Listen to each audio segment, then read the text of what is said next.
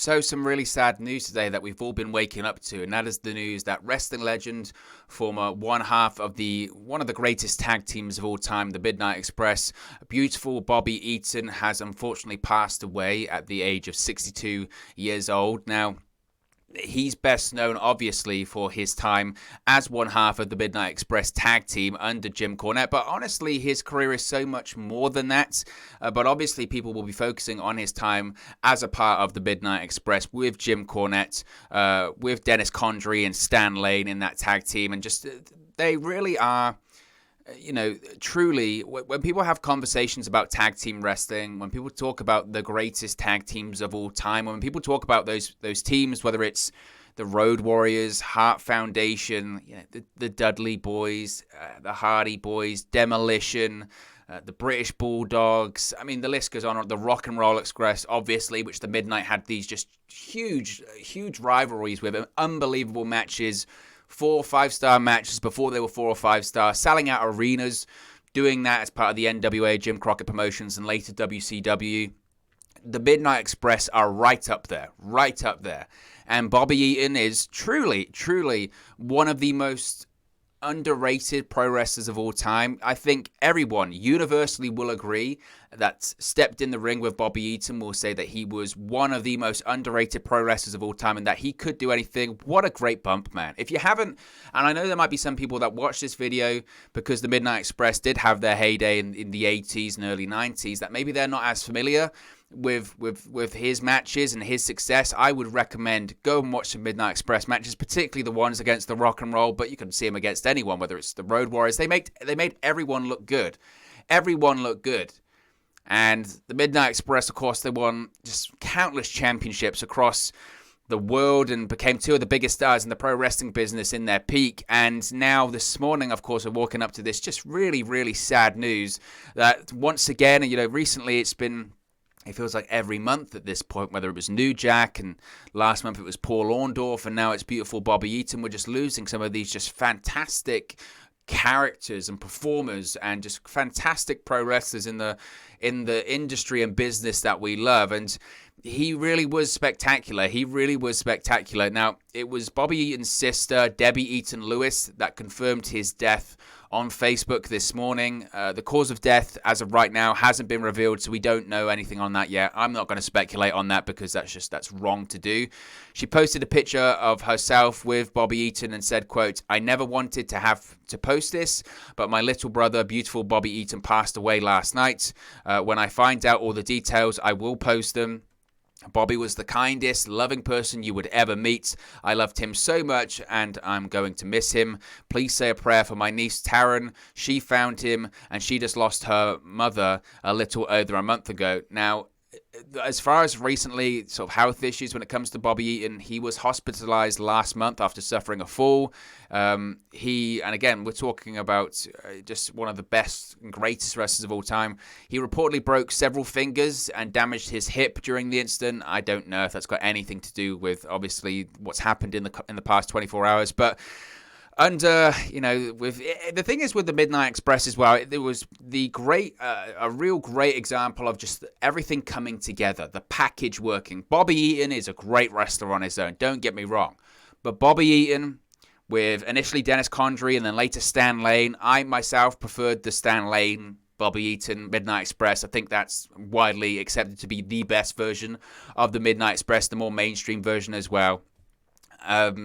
The combination of those two guys, 2 great pro wrestlers that maybe might have been missing a little bit of the promo, or just a little bit of, pro wrestling showbiz, whatever you want to call it, with Jim Cornette put in there. And for me, as much as the Midnight had the great matches, as Eaton and Lane had great matches, it was really Cornette. Cornette was the guy for me in that package because he was the promos, he was the entertainment, he was the one that would generate just unbelievable amounts of heat. I mean, we're talking riots. Jim Cornette, as part of the Midnight Express, generated riots with him being the, pampered mummy's boy with his tennis racket, the rich guy, and then, Stan Lane and Bobby Eaton doing the matches and having unbelievable matches. And it was just fantastic. It really was. And, what's so horrible about this situation as well is, of course, anyone passing is such a horrible story and horrible news. But actually, he lost his wife just a month ago. Donna Dundee. They had 3 children together, Dustin, Dylan, and Taryn. His son Dylan is actually also a professional wrestler too. But Eaton's wife Donna sadly died, passed away on June 26, 2021. So only a few weeks ago, about a month ago, at the same age as Bobby Eaton at 62 years of age. That was announced by the Cauliflower Alley Club, and it's just so incredibly sad. It's so incredibly sad just to lose anyone, any legend. But realistically, nowadays, 62 years of age is truly no age, and it is a sad. Like, he has had his health issues throughout his life. I remember, I think it was September 2006 period of time. I remember seeing a story that he was hospitalized, reportedly for suffering a heart attack. Eaton then released a statement saying he didn't have a heart attack, but he'd had high blood pressure due to possibly a hint of diabetes. And since then, he kind of did have quite a few health issues, especially cardiac issues, which saw him going to the hospital on several occasions. In June 2013, I think it was, Eaton underwent a successful surgery to have a pacemaker inserted as well. And again, I immediately think of the family and I think of the children. Of course, their children will be largely grown at this point, but that doesn't change anything. Losing a family member at any point of your life is, especially a father and a mother, in such close proximity, it's just incredibly sad. And I really do feel for Eaton and Donna's, Bobby and Donna's children, because how sad is that? You lose your mother in June and then you lose your father in August. It's such a traumatic time, and it's so sad. It really is so sad. And as I mentioned, he competed in numerous promotions throughout his career too. Made his in-ring debut in 1977, wrestled for multiple companies and territories during his time in professional wrestling, including Mid-Atlantic, Memphis, of course, Smoky Mountain Wrestling with Jim Cornette. That was after his WCW run. That was in the mid-90s or the early to mid-90s when Cornette got that territory up and going. Of course, the NWA, AWA, and WCW. And again, I could go on for hours and hours and hours talking about how great the Midnight Express were. For me, they're up there. They're up there in that conversation of, when you name the greatest tag teams of all time, they are right up there with the Rock and Roll Express. And this is what's great about pro wrestling, is there's different kinds. The Midnight Express to me are the perfect example of a heel bumping tag team. Not like chicken-y tag team. Obviously Cornette was, but for me, that's what I kind of look for in a tag team. Of course, you can have different kind of tag teams, whether they are like the Road Warriors, where it's so dominating, that kind of stuff, or you can have obviously the more modern day tag teams like the Dudleys or the Hardys, that are charismatic and all that kind of stuff. But for me, my kind of preferred heel tag team is something like the Midnight Express, and I always love that name anyway.